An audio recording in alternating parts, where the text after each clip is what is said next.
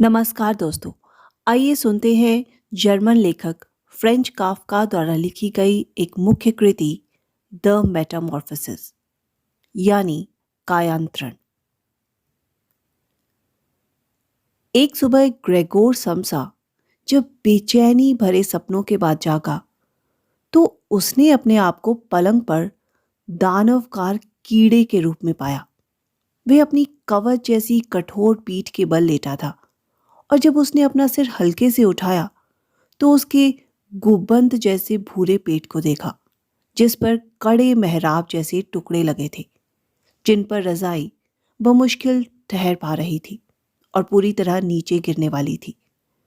उसके ढेरों पैर, जो शरीर के आकार की तुलना में बेहद दुबले थे, उसकी आंखों के सामने निराश हो हिल रहे थे। मुझे हो क्या गया है? उसने सोचा।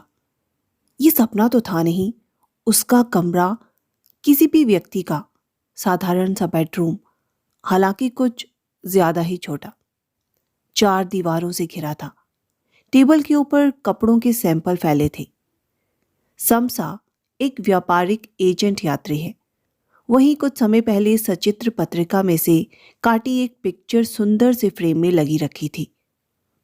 उसमें फर कैप और फर का ही दुपट्टा पहने एक सुंदर स्त्री, जो दर्शकों के सामने बड़े फर का दस्ताना पहने बैठी थी, जिसमें उसका हाथ पूरी तरह छिप गया था।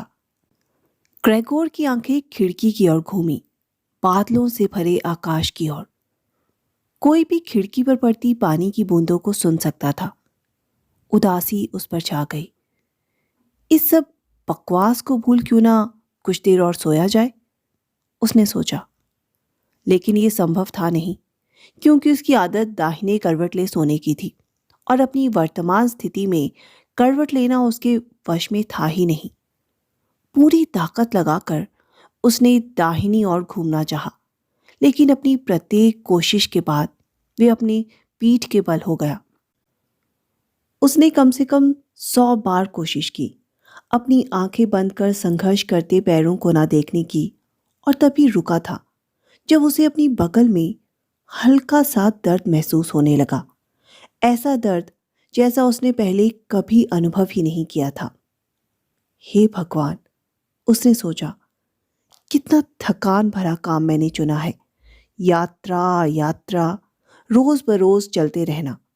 गोदाम में काम करने की तुलना में यह अधिक थकान भरा काम है, और उसके ऊपर लगातार यात्रा करते रहना, अगली ट्रेन के समय का काम करते हुए ख्याल रखे रहना, बदलते पलंग और अनियमित भोजन, साधारण सा परिचय जो हमेशा औपचारिक ही बना रहता है, कभी आत्मिक नहीं हो पाता।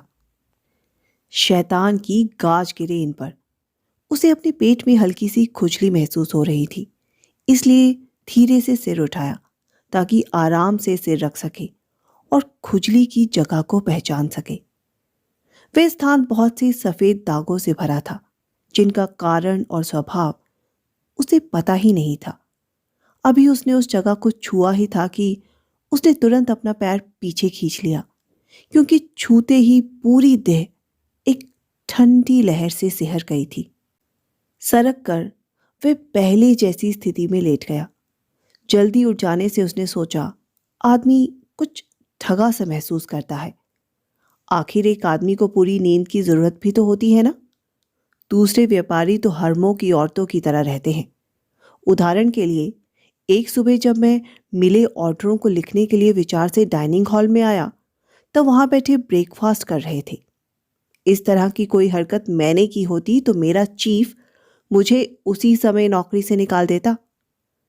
वैसे हो सकता है ऐसा होना मेरे हित में हो, कौन कह सकता है।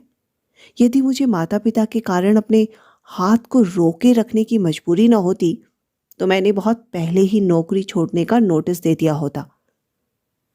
मैं चीफ के पास पहुंचा होता और जो कुछ उसके बारे में मेरी दिली राय है उसे कह देता।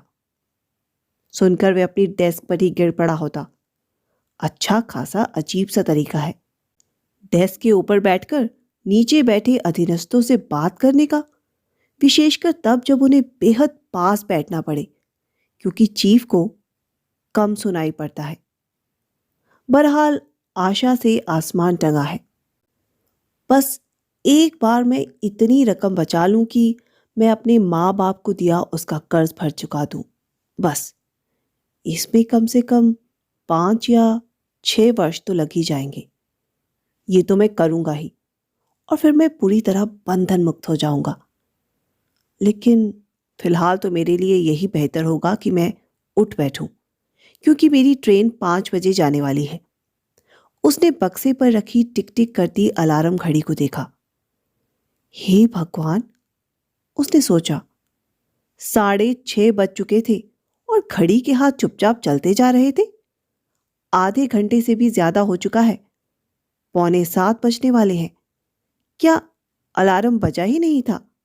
पलंग से तो कोई भी ये देख सकता है कि 4 बजे का अलार्म लगा है। अवश्य ही अलार्म बज चुका होगा।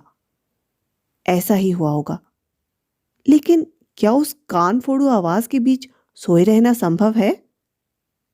वैसे उसे नींद अच्छी तो नहीं आई थी। मेरा तात्पर्य है गहरी नींद। लेकिन अब उसे करना क्या चाहिए? अगली ट्रेन 7 बजे जाती है। उसे पकड़ने के लिए उसे पागलों की तरह काम करना होगा। फिर अभी उसे सैंपल भी तो पैक करना होगा, और हालत यह है कि वे ताज़ा दम महसूस ही नहीं कर रहा है। और इतनी सारी मशक्कत के बाद वे ट्रेन पकड़ भी ले, तभी चीफ से झगड़ा होना तो तय है। क्योंकि गोदाम का पोर्टर तो 5 बजे ही ट्रेन के हिसाब से रास्ता देखता रहा होगा और उसके ना पहुंचने की सूचना दे चुका होगा। पोर्टर चीफ का आदमी है, रीढ़ विहीन मूर्ख। वैसे यदि ये सूचना दे दे कि वे बीमार पड़ गया है तो, किंतु ये कुछ अधिक दुखदाई ही सिद्ध होगा। विश्वसनीय तो कतई नहीं, क्योंकि 5 वर्षों की नौकरी में वे एक बार भी बीमार नहीं पड़ा है। निश्चित तौर पर समझ लो कि चीफ सिक इंश्योरेंस डॉक्टर को लेकर तुरंत यहां टपकेगा। उसके माता पिता को आलसी कामचोर बेटे को पैदा करने के लिए भला बुरा कहेगा और सारे बहानों को भूलकर उस इंश्योरेंस डॉक्टर के पास भेज देगा, जो पूरी मानव जाति को पूर्ण स्वस्थ और बीमारी का बहाना करने वाला मानता है। और उसके बारे में वे ज्यादा गलत भी तो नहीं होगा। ग्रेगोर को कोई तकलीफ तो थी नहीं, अच्छा खासा महसूस कर रहा था।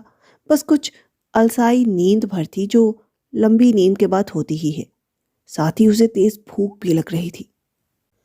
जब ये सब उसके मन में उमड़ घुमड़ रहा था और बिस्तर छोड़ने के बारे में निश्चय नहीं कर पा रहा था, तभी अलार्म घड़ी ने 6:45 बजाए। साथ ही उसके पलंग के पीछे के दरवाजे पर खटखटाहट हुई। ग्रेगोर, आवाज आई। आवाज उसकी मां की थी। 6:45 बज गए हैं, तुम्हें ट्रेन पकड़नी है। कोमल आवाज। ग्रेगोर चौंक गया जब उसने अपनी आवाज को उत्तर देते सुना। बिला शक उसकी आवाज, ये सच था, लेकिन एक भयानक किकियाहट भरी चींची उसके अंत में थी, जिसकी शब्द शुरू में तो स्पष्ट सुनाई पड़ रहे थे, लेकिन फिर अपना अर्थ खो रहे थे। इससे सुनने वाला निश्चित रूप से ये नहीं कह सकता था कि उसने जो कुछ भी सुना है वह सही है या नहीं। ग्रेगोर विस्तार से सब कुछ बतलाना चाहता था, किंतु वर्तमान परिस्थिति में मात्र उसने इतना ही कहा, हाँ धन्यवाद मां, बस मैं उठ रहा हूं। उनके बीच की लकड़ी के दरवाजे ने उसकी बदली आवाज को बाहर नहीं जाने दिया होगा, क्योंकि मां उसके उत्तर से संतुष्ट होकर आगे चली गई होंगी। लेकिन शब्दों के इस संक्षिप्त से आदान प्रदान से परिवार के अन्य सदस्यों को पता चल गया होगा कि ग्रेगोर अभी घर में ही है, जिसकी वे आशा नहीं करते थे। एक अन्य दरवाजे को उसके पिता खटखटाने लगे थे, धीरे धीरे अपनी मुट्ठी बांधकर। ग्रेगोर, ग्रेगोर, उन्होंने कहा, तुम्हें हुआ क्या है? फिर कुछ देर बाद उन्होंने भारी सी आवाज में उसे पुकारा, ग्रेगोर। दूसरे दरवाजे से उसकी बहन धीमे किंतु उदास स्वर में कह रही थी, ग्रेगोर, क्या तुम्हारी तबीयत ठीक नहीं है? क्या तुम्हें कुछ चाहिए? उसने दोनों को ही तुरंत एक साथ उत्तर दिया, बस, मैं तैयार हो रहा हूं। तो अभी आप सुन रहे थे मेटामॉर्फोसिस, फ्रेंच काफ्का द्वारा लिखे गए उपन्यास का पहला भाग। कहानी का दूसरा भाग चैनल पर उपलब्ध है। ग्रेगोर का परिवार जब ग्रेगोर को इस स्थिति में देखेगा तो उनका क्या हाल होगा, और क्या ग्रेगोर दोबारा अपनी पूर्व स्थिति में वापस आ पाएगा? जानने के लिए कहानी का दूसरा भाग जरूर सुनें। धन्यवाद।